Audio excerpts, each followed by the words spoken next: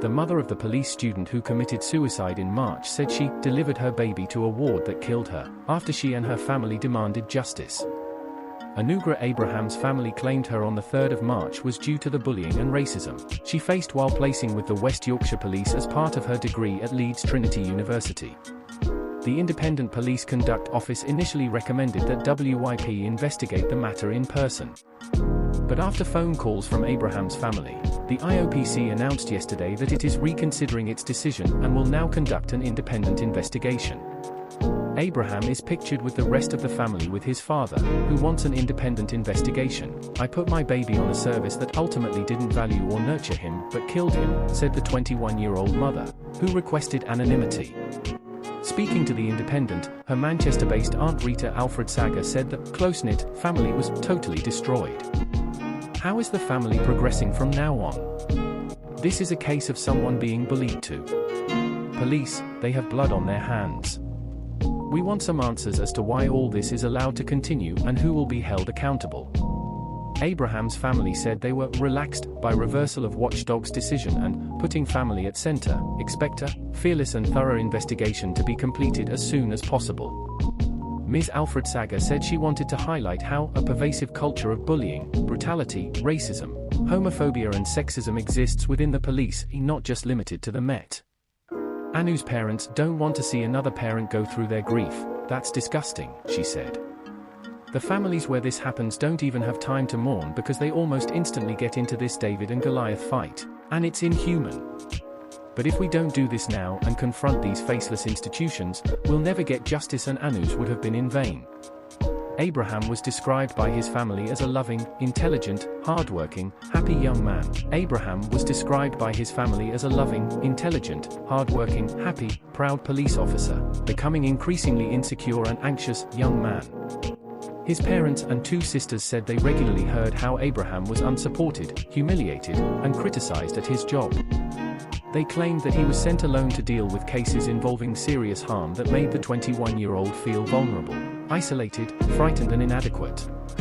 The family said that even though Abraham was a cadet officer and there were two other officers there, he shuddered when he instructed him to precisely search for a body floating in the river. Abraham initially vomited and then burst into tears, but family claimed they didn't care before insulting and criticizing him in front of the rest of team. Abraham with his two sisters. The family said the treatment of Abraham, who is Asian, was at least partly a result of racism. He started struggling to sleep, having vivid nightmares about work, and becoming more stressed and anxious. The family said she had sought help several times, including for her elders, and told her university that she was suicidal. After a 2-week break from work, Mr. Abraham was unable to return home before his first shift. He was found by dog walker early in the morning, although his family claimed that police were looking for him. Manchester Police said they saw no sign of him during their search. Ms. Alfred-Saggar said that nothing has changed in recent years despite a lot of scrutiny about police culture and standards. Last week, Baroness Louise Casey's report in the wake of Sarah Everard's revealed a number of serious concerns about the Metropolitan Police Service. Their loved ones say they don't want other people's families to experience the same tragedy. Commissioner Sir Mark Rowley acknowledged Baroness Casey's extremely disturbing diagnosis, systemic failures that power includes racists, misogynists and homophobes, but refused to embrace the labels of institutional racism, misogyny, homophobia. Emily Barry, IOPC Regional Director, said, "After careful consideration of the statements made to us on this matter, we have determined that it is now in the public interest to independently investigate these serious allegations."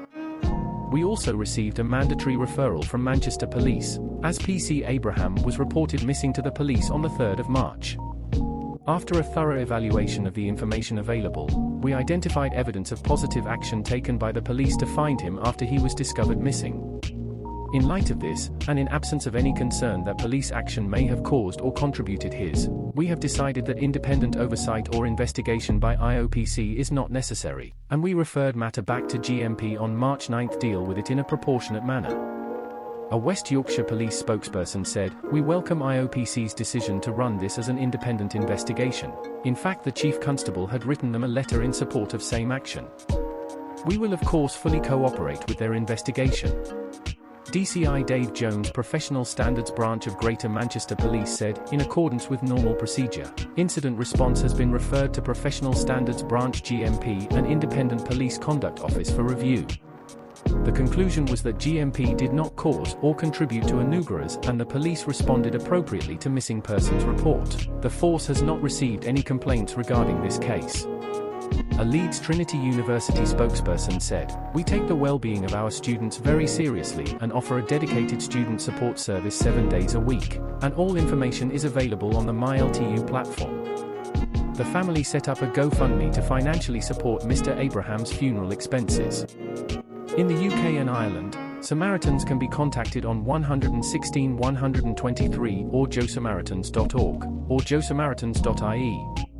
The National Suicide Prevention Lifeline in the US is 1-800-273-8255.